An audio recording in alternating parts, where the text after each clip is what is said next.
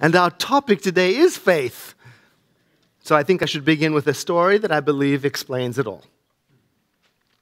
Once upon a time, during a very severe drought, all the town's citizens decided to pray for rain. On the day agreed upon, all the people of the town gathered in an open field to pray, and then they noticed that only one boy had brought with him an umbrella. And that is faith. We can move right on to the offering. Isn't that the whole message, right? Our teaching, The Science of Mind, is a practical spirituality, and it invites us to imagine a better life. And then to do the inner work that we need to do so that we get to that place where we fully expect that good to show up. After all, life changes, life grows, expands, evolves, and changes, and so too can we grow and develop and change. And for me, that means things can get better. No matter how good things may be, they can get better. No matter how bad things are, they can get better. Things change, evolve, and expand for the good. That's what we learn in Science of Mind. And then our teaching helps us to get to a place where once we have imagined a better something, and we've seen it in our head, or we've felt it in our heart, and we've accepted it in our whole body system, we thoroughly expect it then to show up, so much so that we pack an umbrella and we take it along with us. Paul of Tarsus, the apostle, said, "Faith is the substance of things hoped for." I had to think about that. And what it means to me is that it's so real to me that I feel its substance as something tangible. I may not have it yet, but it's so real to me. It's like I do have it. And if I don't have it yet, I have a great expectation that I will. I'm expecting rain. I think of a belief as a head trip, and I think of faith as a heart trip. You know, I might believe this or that, and when I have faith in it, that's when it's moved from my head into my heart. And here when I say heart, heart is a symbol of my entire essential being, and it means that beautiful phrase we use in our teaching, that I've embodied it. I've become it. Now, the Bible in Proverbs 23:7 expresses it like this: "As a person thinks in their heart, so they are." Not just the thoughts in their head, but the thought of your heart. That's the inner thought. That's you and me. The stuff of our being, you know, that which we've integrated, accepted inside of us, and now have faith in. And then it goes to work, drawing us to it and it to us. Our founder, Dr. Ernest Holmes, said, "There is nothing we couldn't do if we took the time to develop the faith to have it happen." In other words, don't just think about it. You got to get into it. You got to feel it. You got to move it in to your being, embody it, identify with it, expect it, make it normal.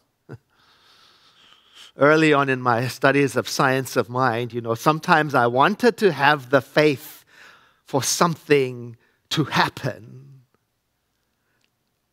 And sometimes that something wasn't mine to have happen.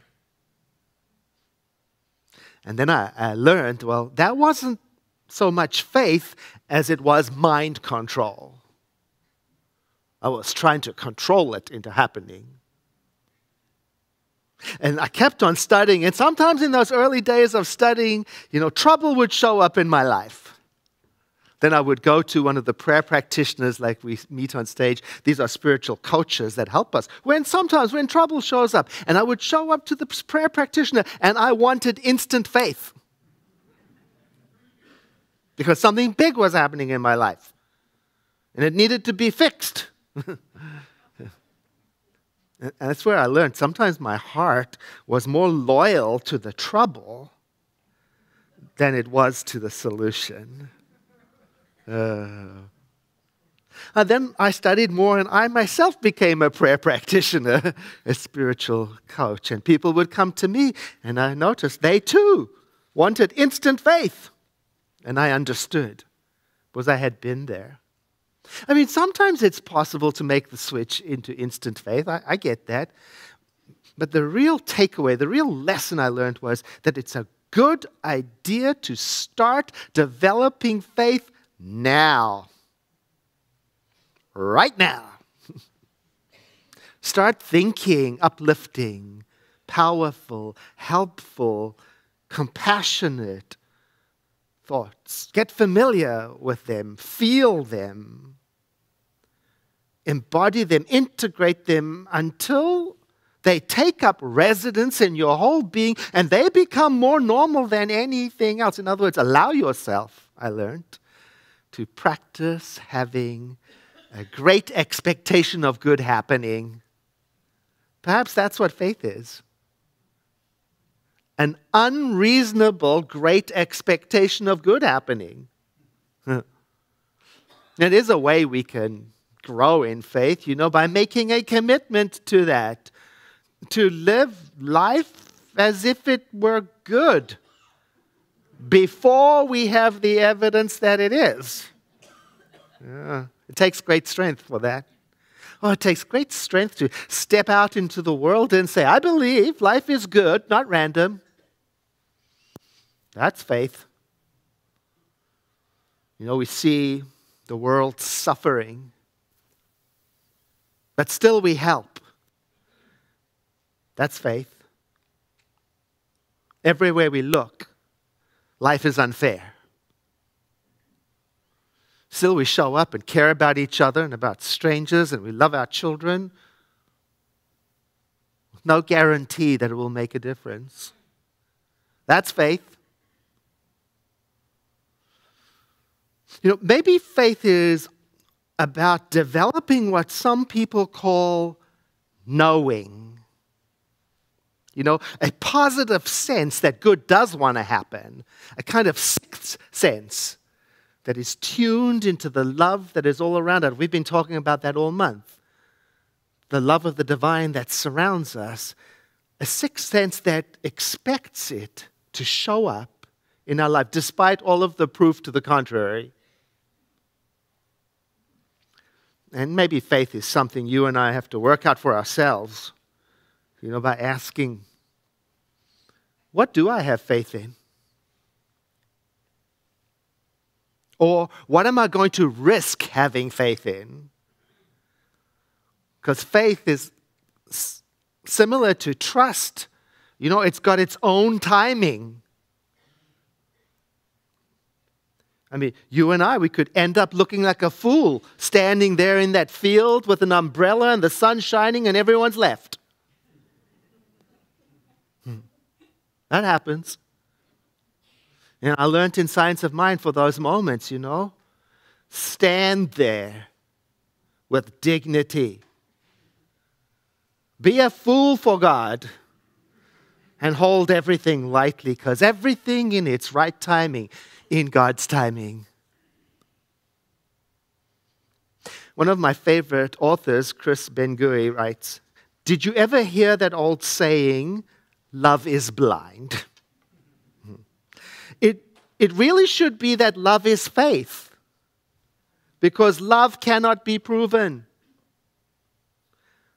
It is the commitment to believe in someone even though you have absolutely no assurances that they will love you back in the way they promised to. In the end, love is all about trust and a leap of faith. And without leaping, it is impossible to fall in love with a person, with the world, with life, with God.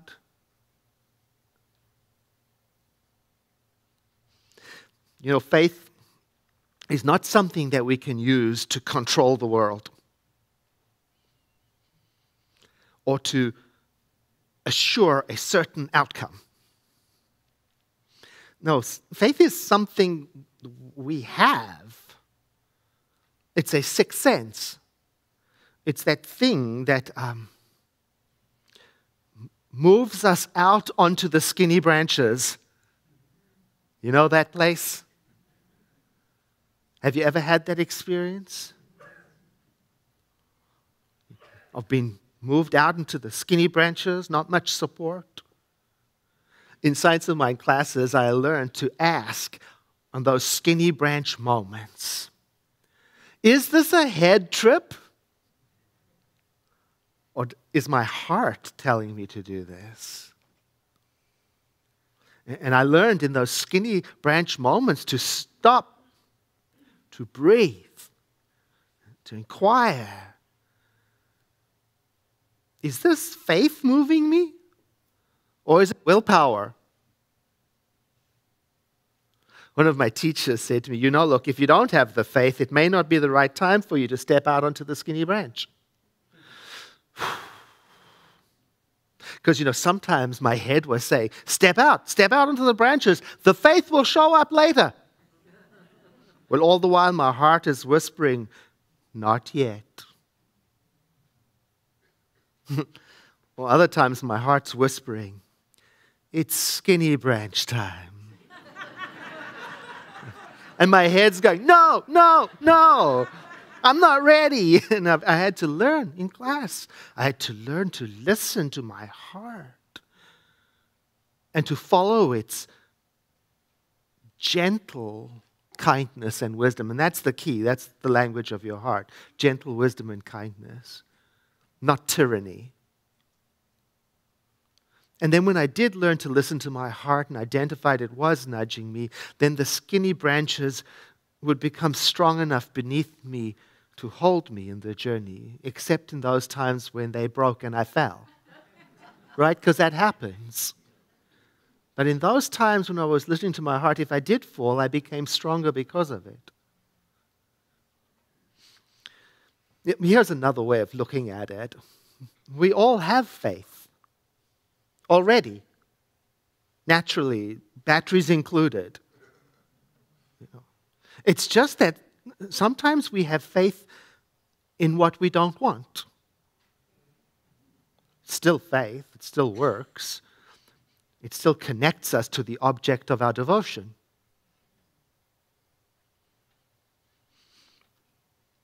Maybe you know, like I do, what it's like to once have had faith and then to lose it. It's like your breath is taken away. I can remember several instances, like when we bought this building when it used to be a roller rink, Starskate World, I remember a moment standing outside there in the parking lot looking at it. And all the building funds had run dry, The money was gone. And construction had come to a halt. Creditors were calling. City permits weren't coming through. And I stood out there and I thought, what have I done? This is bigger than I have the ability to grow into, to stretch into. Even my heart seemed to have lost its courage. Fortunately for me, there were people around me who were strong in their faith, They could see clearly through the rubble to the vision. They accepted facts for what they were. They got, there's something going on here. And they looked up and through and embraced something which was literally impossible. Which brings me to the answer to the question, how do you get faith when you don't have it or you've lost it? Well, apparently, we borrow it from each other. That's how. Yeah. That's one of the benefits of having spiritual community. When one of us is up, one of us is down. When one of us is down, one of us is up. And it rubs off on each other. And the highest consciousness always prevails. You know how I know when I'm having a crisis of faith? It's when I start arguing the case for my limitations.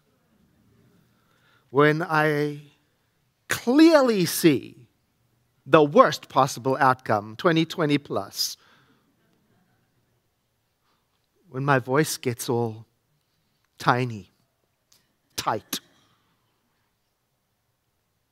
You know, what should be going on is red alert, red alert, red alert. Edward, go hang out with the faithful. They'll tell you, you know. Maybe they'll say, Edward, you're better than this. Maybe they'll say something like, look, Edward, I can't give you the guarantee that you want, but stand there. You stand strong because something wonderful is happening through you right now.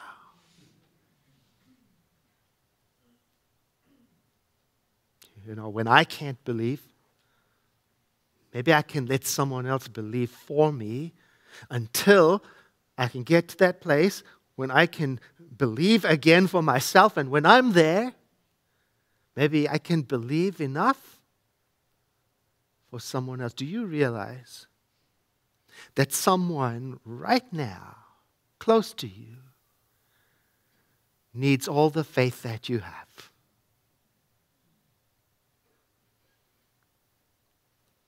You know, another way to get faith is to earn it. Yeah. And you earn it by choosing to do the inner work that allows it to grow. How? Well, that mystical teacher, Emma Curtis Hopkins, says it like this. Your conversations with yourself will build or destroy your faith. You know, that means your inner conversations. So we get to inquire, am I allowing myself to feed on the truth? Because to earn my faith, apparently, according to Emma, I have to have the right kinds of conversations. And I have to have them a lot more of the time than I typically do. A majority of the time. You know, thought forms are always flowing through our heads, and we are the ones who get to choose which one to pursue and nurture and raise up, you know. We're works in progress, I get that. And I get that faith and inner conversation like a muscle. You've got to use it, you've got to practice it, you've got to condition it, and you've got to stick with it in good times and in bad times. I mean, after all, it's easier in the good times. So I get out of that. Don't wait for trouble to come before you start training your thinking. Start now. Keep it going every day. Or let me phrase that more affirmatively. Don't wait for things to get better before you have a brighter outlook. Start now to be bright, even though you have no reason to be. Don't wait for people to show up for you to stop feeling lonely. Start now to fall in love with whomever is around you. Don't wait for the world to shape up before you decide how you're going to show up. Don't wait for things to be all lined up before you decide how you want to be. Don't wait for an election. You know, we need each other's best selves now, and when we're not our best selves, we need each other. Someone needs whatever faith you have right now. So start. You know, rather start to work with the thought forms in your head, you can start by asking yourself, do the thought forms going through my head support the kind of world that I wish to create?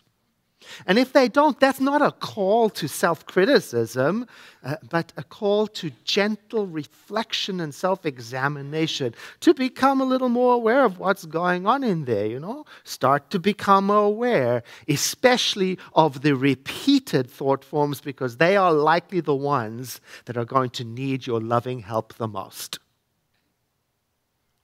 especially the negatively focused ones. And rather than support that habit of putting I am in front of any negative statement, perhaps we can use the phrase I feel to explore what is going on behind our thinking. We can sit with the feelings. I feel judgmental. I feel wounded. I feel worried. I feel sad. And then validate those feelings. Let them be all right. Allow them to stand just the way that they are. And at the same time, we can begin to bring gently into our mind something else that perhaps we do have faith in. The paradoxical truth of our being that goes something like this. I feel sad, and I'm made in the image and likeness of a perfect power. I feel hopeless. And there is something within me that knows the truth and knows that it knows. I feel judgmental. And at the same time, I embrace unity through diversity. I feel angry at the world. And I'm confident in the power of divine love flowing through me. I feel confused. And I trust that there is a spirit of wisdom and clarity in me. And every day, I create an atmosphere of love and peace and healing with my heart. And I am peaceful in my heart and in my mind too. And I'm filled up with the love of the universal creative power. And it flows through me continuously. And so I share from it. I share peace from it with all those around me. And I'm growing spiritually every day. And my strength comes from my willingness to accept and to forgive and to love. I am free to be my true self. And I'm aware of my beauty and the worth of my soul. I'm worthy of life. And I sense that worthiness in others. And through it I feel my connection to all life. And I accept life just as it is, while at the same time, I'm opening up to embrace a greater yet to be than I have ever imagined. And through the inspiration of the infinite, I move more deeply into kindness and connection and compassion, and it allows me to have a calm and abiding trust in the goodness of spirit within. And life then uses me as an instrument of peace. And my thoughts, well, they sow seeds of love, and from them arise actions that guide me into harmony. And my trust in spirit deepens every moment.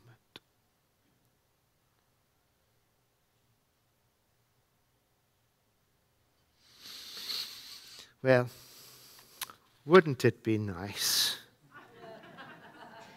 You know the routine. You come to me, I'll give you the affirmations, and we'll continue deepening our awareness and trust of the inner dialogues we can foster. But for now, I invite you to breathe in and to exhale, letting your eyes close. And let each one of us in our own way recognize the divine using whatever name we may choose, whatever idea, and understanding that no name is great enough to encompass the all that is. And so I tend to use descriptors like infinite, all-knowing, everywhere present, to help me embrace this idea of the immortal, eternal one, and for me to understand that wherever I am in the heart of that divine mind, as is every person here today.